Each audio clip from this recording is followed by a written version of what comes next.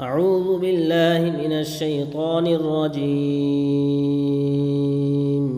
بسم الله الرحمن الرحيم.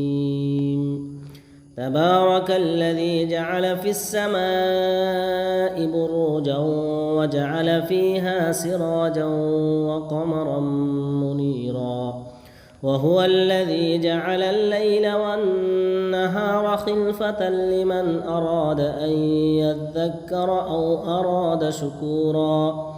وعباد الرحمن الذين يمشون على الأرض هونا وإذا خاطبهم الجاهلون قالوا سلاما، والذين يبيتون لربهم سجدا وقياما، والذين يقولون ربنا اصرف عنا عذاب جهنم إن عذابها كان غراما إنها ساءت مستقرا ومقاما.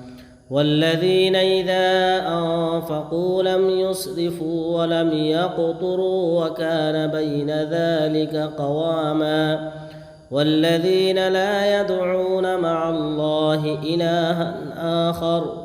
إلها آخر ولا يقتلون النفس التي حرم الله إلا بالحق ولا يزنون، ومن يفعل ذلك يلقى أثاما.